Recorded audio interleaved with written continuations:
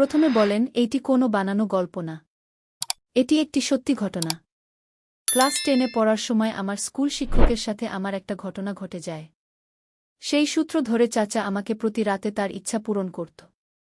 আমার নাম মিষ্টি। আমি আমার চাচা চাচির সাথে গ্রামে থাকতাম। নাগরপুরে আমার চাচা তার পরিবার নিয়ে থাকে, তাই চাচার বাসায় থেকে আমি পড়াশোনা করি এখন। আমার বাবা নাই, মা আর ছোট ভাই গ্রামে থাকে। চাচাই আমাদের সব দেখাশোনা করে। চাচার একটা মেয়ে আছে, মায়ের 2 মাস হলো ওরা। আমি তখন নাগরপুর শহরের একটি বেসরকারি স্কুলের ক্লাস 10-এ পড়তাম। আমি তেমন ভালো ছাত্রী ছিলাম না, কারণ টিভিতে সুন্দরী প্রতিযোগিতা দেখে দেখে নিজের সুন্দর চেহারা নিয়ে গর্ব করতাম। আর ভাবতাম চেহারা সুন্দর মানেই দুনিয়া আপনার হাতের কাছে। তাছাড়া রাস্তাঘাটে ছেলেপেলে, স্কুলের টিচার, এলাকার সবাই আমার দিকে তাকিয়ে থাকত। নিজেকে অনেক সেরা সুন্দরী ভেবে সবসময় সবাইকে এড়িয়ে চলতাম। আমি সবসময় আমাদের ক্লাসের স্যারদের কাছে প্রাইভেট পড়তাম। এতে করে স্যার ক্লাসে কিছু বলার সাহস পেত না, আবার ভালো মার্কস দিত। একদিন আমাদের গণিতের সমস্যার ক্লাসের মধ্যে আগে না জানিয়ে হুট করে টেস্ট এক্সাম নিয়ে নিল, যার ফলে আমি সহ সুন্দরী মেয়ে যারা যারা ছিল সবাই রেজাল্টও খুব খারাপ করেছে।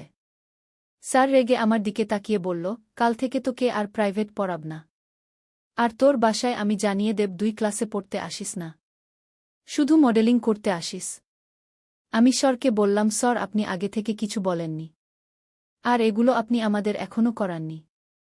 স্যার বলল, বেয়াদব মেয়ে, তুই ছুটির পর আমার সাথে অফিসে দেখা করে। আমার সময় নেই তোদের সাথে কথা বলা। আমার মনটা খুব খারাপ হয়ে গেল। যদি মা আর চাচা জেনে যায় যে আমি ক্লাসে পড়া পারি না, তাহলে খুব রাগ করবে। ছুটির পর স্যারের অফিসে গেলাম, গিয়ে দেখি টেবিলে মাথা রেখে স্যার ঘুমাচ্ছে। আমি অনেকক্ষণ দাঁড়িয়ে রইলাম, ভয়ে ডাক দিতে পারছি না।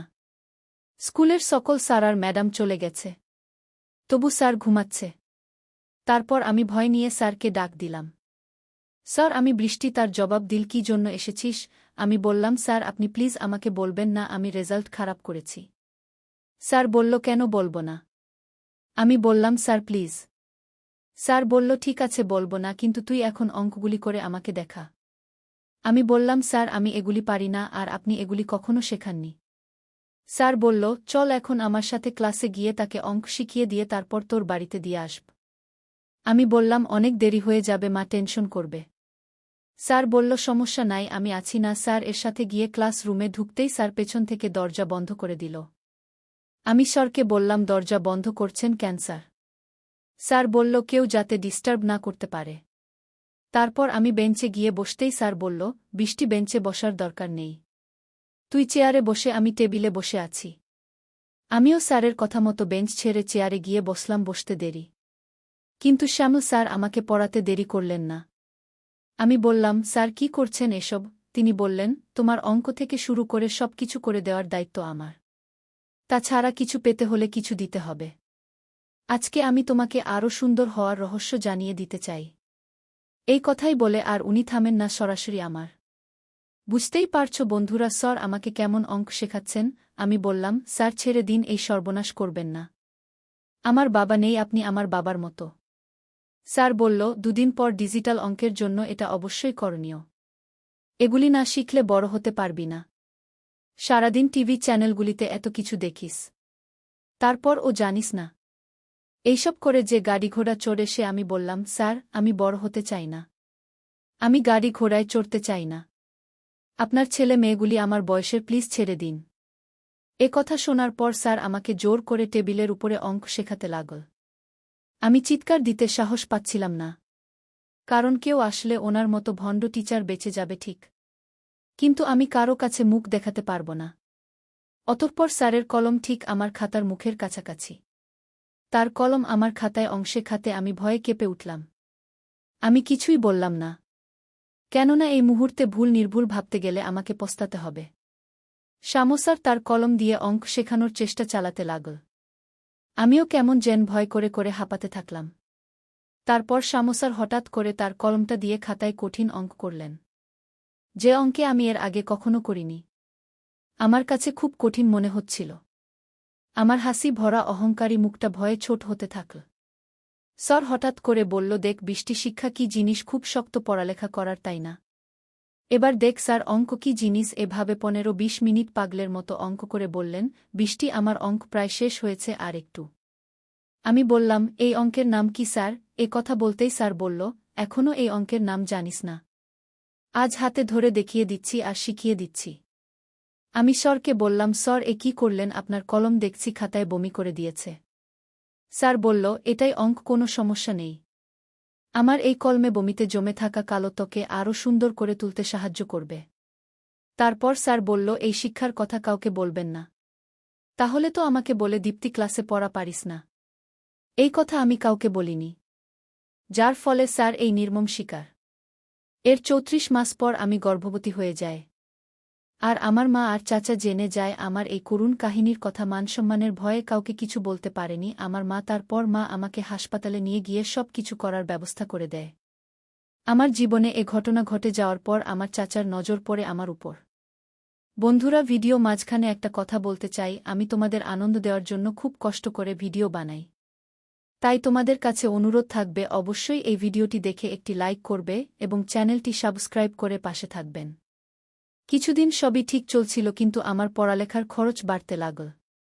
আর চাচির আচরণ ও আমার সাথে দিন দিন খারাপ হতে লাগল। কিন্তু চাচা আমাকে কিছু বুঝতে দেয় না। নানা রকমভাবে চাচি আমার বিয়ে দেওয়ার চেষ্টা করত। যাই হোক, এবার আসি চাচার সাথে যে ঘটনা। একদিন চাচি আর চাচা অনেক ঝগড়া করে, আর চাচা রেগে গিয়ে চাচির গায়ে হাত তুলে চাচি ও তার বাপের বাড়ি চলে যায়। 34 দিন হয়ে গেল, চাচি আসে না। তাই আমি চাচাকে বললাম চাচিকে নিয়ে আসতে। চাচা বলল, সে নিজে থেকে আসলে দরজা খোলা না হয় দরকার নাই। আমি ঘরের কাজ করি সব। চাচা আমার রান্না অনেক পছন্দ করে। শুক্রবার এই চাচার বাসায় থাকে। সেদিন শুক্রবার ছিল। দুপুরে খাবার খেয়ে চাচা মন খারাপ করে টিভির দিকে তাকিয়ে আছে। আমি চাচাকে বললাম, চাচা করে দিই। চাচা বলল, না তুই এখানে বস, তোর সাথে কথা বলি। আমি হেসে বললাম, বলেন, আমি তো আছি। চাচা বলল, তোর চাচি আমার জীবনকে শেষ করে দিল। আমি ভাবলাম চাচি আমার জন্য ঝগড়া করেছে। আসলে চাচার কথা শুনে আসল কথা জানলাম, চাচার অফিসের এক কলিগকে নিয়ে তাদের ঝগড়া। চাচাকে চাচি সন্দেহ করছে, তা নিয়ে তাদের সমস্যা। চাচা আমাকে বলল, চল আজকে বাইরে থেকে ঘুরে আসি। তোকে কখনো কোথাও নিয়ে যেতে পারিনি। আর চল চাচা ভাতিজি ঘুরব। আমি তো অনেক খুশি, তাড়াতাড়ি রেডি হয়ে বের হলাম। চাচা আমাকে নিয়ে একটা রেস্টুরেন্টে যায়। ওখানে আমরা খেলাম। তারপর চাচা আমাকে বলল, কখনো সিনেমা হলে সিনেমা দেখতে ইচ্ছে করে তোর? আমি বললাম না। চাচা বলল, চল আজকে আমরা সিনেমা দেখি। আমি না বলতে পারলাম না। আমিও বললাম, আচ্ছা চলেন। কিন্তু কি সিনেমা দেখব? চাচা বলল, যা চলে তাই দেখব।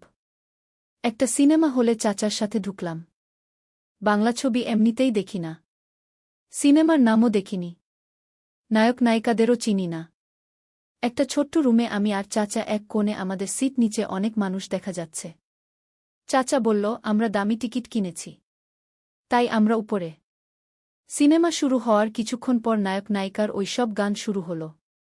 গানের এক পর্যায়ে নায়িকা সম্পূর্ণ হয়ে নাচতে সে, আর গানের মধ্যে ওরা কী সব করছে, এসব দেখে আমি লজ্জায় চুপ করে রইলাম। চাচাও কিছু বলছে না। আমি লজ্জায় চাচার সাথে কথা বলতে পারছি না। চলে যা, কিভাবে বলি? জীবনে প্রথমবার এসব দেখলাম, তাও নিজের চাচার সাথে। লজ্জায় আমি নিচে তাকিয়ে আছি। যাক, গানটা শেষ হওয়ার কিছুক্ষণ পর নায়কের বোনকে গুন্ডা দিচ্ছি। মেয়েটাকে সম্পূর্ণ করে দিয়েছে। মেয়েটার ওই পুরোপুরি দেখা যাচ্ছে। এবার আর চুপ করে থাকতে পারলাম না। চাচাকে বললাম, আমি চলে যাব।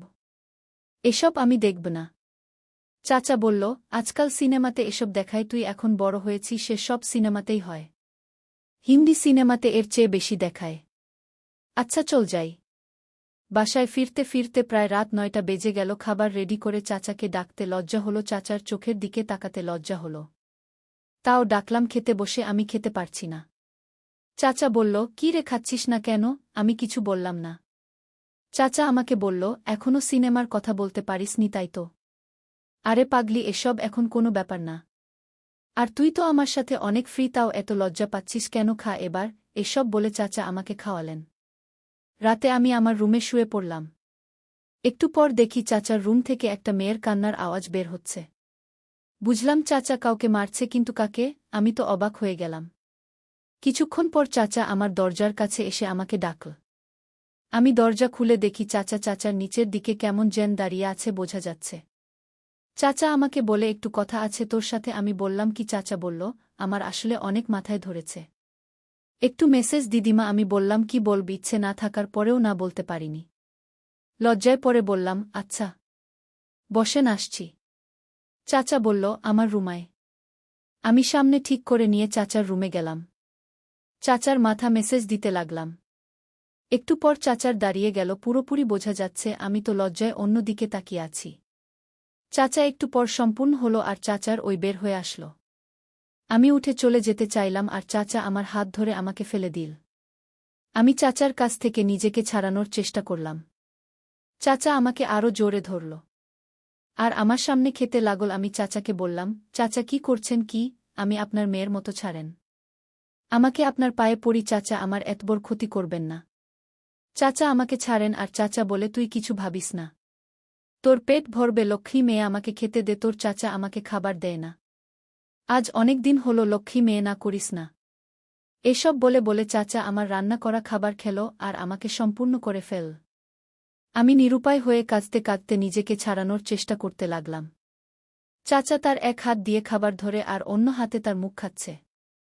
চাচা আর আমি সারা রাত গল্প করলাম। চাচা আমাকে চাচির গল্প বলল। চাচিকে চাচা অনেক দিন ধরে দিতে পারে না, কারণ চাচির বাচ্চা হয়েছে। অনেক দিন পর চাচা ইচ্ছামতো দিল, তাই খুশিতে চাচা আত্মহারা। আমাকে চাচা বলল, এখন থেকে চাচা আমাকে দিবে, চাচি না আসলে আর ভালো। চাচি বাড়ি আসলে, চাচি ঘুমিয়ে পড়লে চাচা আমার কাছে আসবে। এসব বলাবলি করতে করতে চাচার আবার ক্ষুধা লাগল। চাচা আমাকে বলল, আরেকবার আমাকে খেতে দে। আমি বললাম, চাচা খাবারটা কি আজকে তুমি শেষ করে ফেলবে? আমি চাচাকে এই প্রথমবার তুমি করে বললাম। চাচা, ও আমাকে তুমি করে বলো। চাচা বলে, তোমার রান্না করা খাবার খাব। তুমি কি রাগ করবা? আমি হেসে বললাম, না, পারলে খেয়ে দেখাও। এই বলে চাচা আর আমি দুইজনকে আবার খাবার খেতে লাগলাম। সকালে চাচা আমাকে আবার খাবার খাইয়ে দিল। এখন আমি আর চাচা প্রতিদিন ওই খাবার খাই। চাচার খাবার খেয়ে খেয়ে আমার ক্ষুধা মিটে গেছে এখন। এর 1 বছর পর চাচা আমাকে একটি ভালো ছেলে দেখে বিয়ে দিয়ে দেয়। মাঝে মধ্যে চাষের কথা মনে হলে নিজেকে অনেক বড় অপরাধী মনে হয়, কারণ আমি আমার স্বামীকে ঢুকিয়েছি। বন্ধুরা, আজকের গল্পটি যদি তোমাদের ভালো লেগে থাকে তাহলে অবশ্যই ভিডিওটিতে লাইক করতে ভুলবেন না। আর এরকম নতুন নতুন গল্প পেতে আমাদের চ্যানেলটিকে সাবস্ক্রাইব করে পাশে থাকবে।